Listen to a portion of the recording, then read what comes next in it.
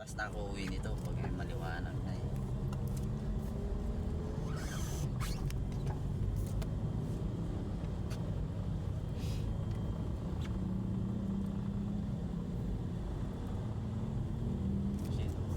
Sinisingil ako 600 yung ano, ang bus.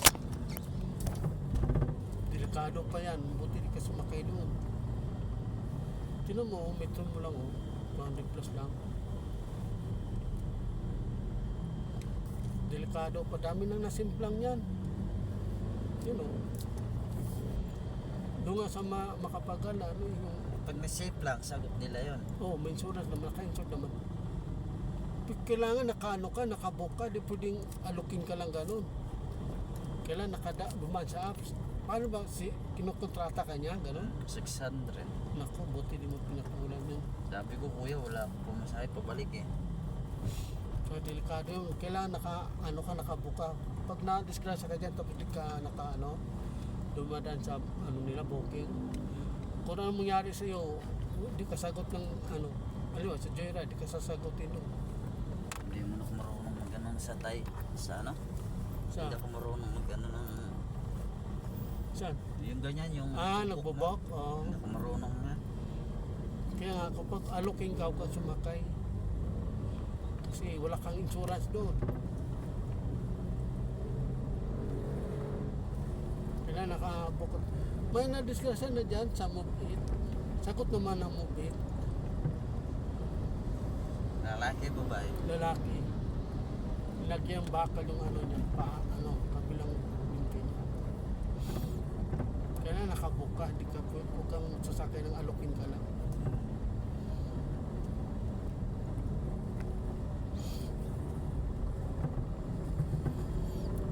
$600,000 makukuha mo. Oo, 600. Malaki na yun, di ba? Halos kalating milyon na yun. Sabi nga niya, baka nga computing pa ni Tulpo kasi bababa yung Oo. sa akin eh. Overtime. Oo, may overtime. May overtime kami kaso hindi naman binibigay. Sobra-sobra kami sa overtime eh. Anong oras sarado nyo? Ang gising namin Oo. sa umaga, Oo. alas 3. Sa gabi, Alas 8. sarado. Diba? Sarado. Sobra-sobra. Overtime na kayo doon. Pintahin lahat yun. Parang mali nga yung kwenta sa Dolly eh. Okay na sana yun. Kung binigay lang kaagad. Oo. Hindi ka na magreklamo. Kaso lang, pa eh. 4 na taon na inaabot. Yung SS, nag-hearing sila lang. Bakit? Ako yung nagdemanda eh, di ba? Sino? Kasama pag-hearing nila? Abogado Yung mo mga lang? abogado lang. Hindi ako kasama. Ay, delikado. Buti na lang, nag-text sa akin. Hindi ako magano marunong mag-text. Tinatawagan ko yung sa SS. Oh, ano sabi? Ang dami ko nang inubos na pera pamasahe doon. Pagdating doon, sabi niya, sir, hindi ka pa namin tinetext ha. Balitaan kita. Antay ako ng antay nga sa punta. Ilang taon na? Ang buwan? Kasabay ng kasabay ng Dole. Ebidensya ko. Na wala kang SS? Oo. Inulugan lang ako, isang taong mahigit. Tingnan nyo ka ako. Tapos, bukod pa raw ron, o empleyado raw ako. Pinakita ko yung ID ko, 3. Tapos, yung pagkanalo ko sa Dole, ayun, naniwala sila na empleyado talaga ako.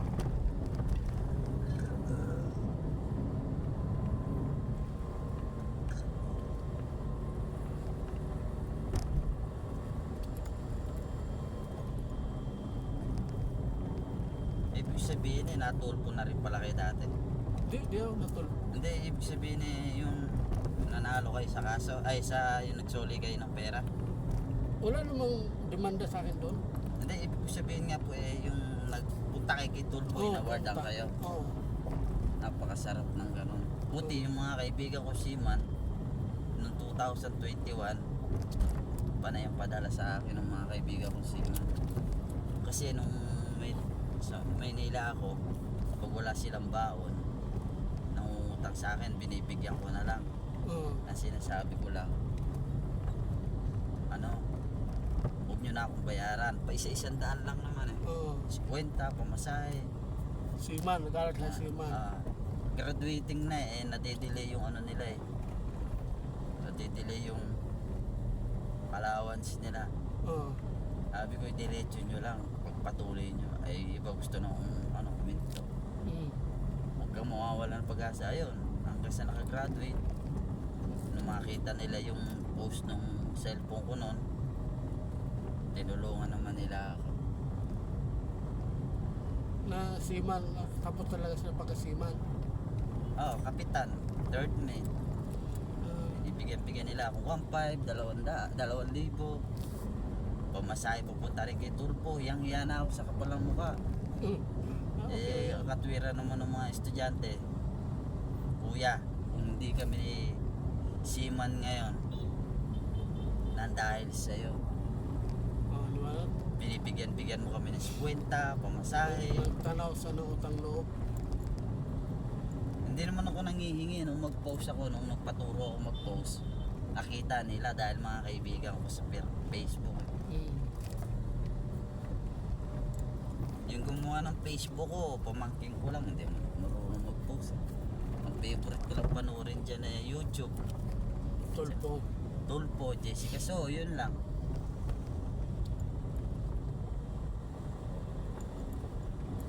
Tulungan ka dyan ni Tulpo. Tulungan ka niyan. Inaalala ko baka ano eh, may abogado ka eh. Eh kaso pinaiikot-ikot lang kami nung amo ko eh. Ano kasi yung abogado ng boss ko eh. Private eh. Magaling magsinungaling. Ah, Kaya gusto niya paikutin na kami. Ako, pagtagalin hanggang sa magsawa na lang ako. di ka naman ningil, ganun yun. Tulpo, tama nga yung desisyon mo. Punta ka, Tulpo. Nagpaalam naman ako sa dole. Ah, Sabi sa akin, ma'am kako, parang pinaiikot-ikot na lang tayo ni nung boss ko o nga eh. Kasi lahat pinadala na natin sa bangko. Pinagtataka ko, milyon ng pera nun sa bangko, walang laman. walang laman? Oo, lahat ng bangko. Walang laman sa Wala silang, pera sa bangko? walang pera sa bangko. O baka tinawagan na nila yung sabihin na wala. Ilan ba ang restaurant niya? Dati marami kami branch eh. Supreme Court. Oh, Pangalan nito? Sa Supreme Court, PGH. Robinson, Malate. may mga restaurant kayo? Biate. Mga private.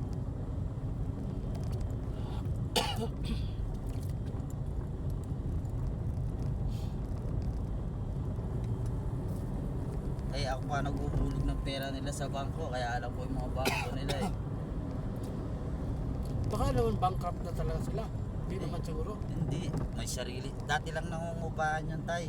Mm. Ay, nangungupahan. Dati lang silang nagtitinda sa lugaw noong araw. Oh. Hanggang sa nakakuha ng 2 pwesto. Tapos, binitawan yung isang pwesto, bumili ng 7 palapag na building. Mm.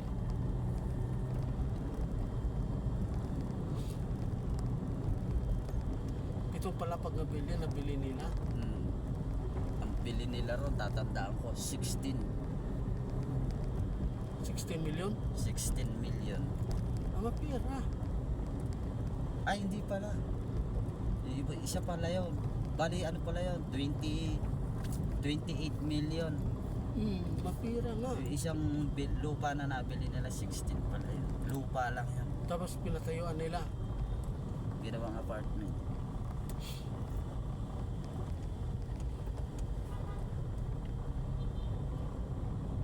Ano pong lugar na to? Mandalo yun ba? Anong dalawa? Dito ka Tulpo banda. Mag-ano lang tayo sa baba. Mag-iting ka rin sa baba. Para, one week kasi yan dyan, ikot-ikot yan. Dito ang kumaan.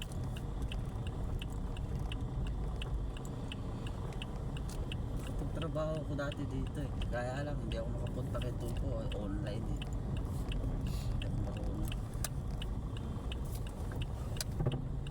Pero yung nandun sa may papuntang Pasig, sarado na yan. Pasig? Aha. Yung may bilog na ano? Bolang bilog? Ito nga yun. Mandaluyong yun. Kulay pula? Oo. Yung may bilog na kulay pula? Oo. Mandaluyong. Bato hindi yun, di ba? Hindi ko alam, parang bato yata. Hindi yung Pasig yun, Mandaluyong yun. Ito Mandaluyong to dito eh. Di ko alam kung sa kabila sila sa Pasig. Ko alam ko Mandaluyong sila eh. Yung may bilog na bula. Mhm. Nakita mo ba yun? Ah. Ayan yun. Maya makita mo yung bilog na bulan eh. Yung napunta ko kasi noon, lagpas ng Star Mall yun eh. O nga dito nga, Star Mall doon to pag ano. Hindi ako napasok dito.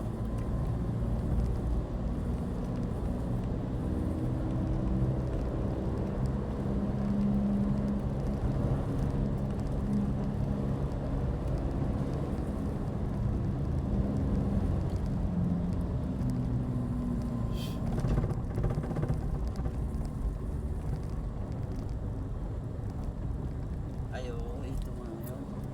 Mandaluyong pala nakakasakot doon. Mandaluyong.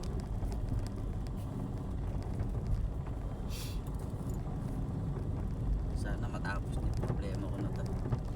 Pag maano ka ni Tulpo dyan, tapos yan agad. Baka ipatawag pa sila dyan sa Senado eh. Ang ginagawa nila, minsan mga problema dyan, mabigat ang reklamo sa Senado din yung dala ni Tulpo eh.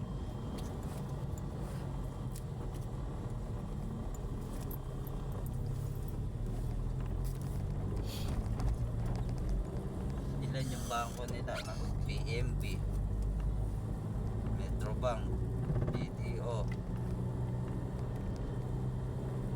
China, PMB, BDO, Metrobank, China Bank. Daming bangko pala no. Oo, yun.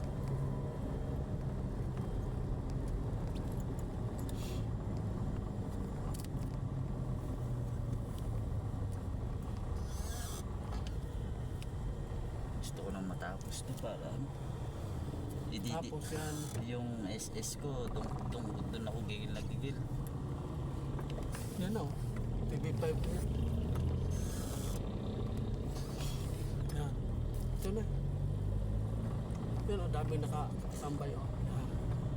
Ang bulan nila doon sa likod. Pipila. Yan o, yung kabilaan sila. Oo, nakarating na ako rito. Magkano tayo? Yan o, 339 lang. Yung sinabi yung bulang bilog doon sa kabila. Doon sa kanto. Barya lang, wala akong barya. Ay, wala eh. Ako, kalabas ko lang. Doon tayo sa 7-Eleven, bilan mo sa 7-Eleven. Yan o, 7-Eleven dyan o. Yan o. Pero doon ka daan. Sana. Yun ka daan. Hindi ka palo sa tin sa guide dyan. Sandali lang tayo.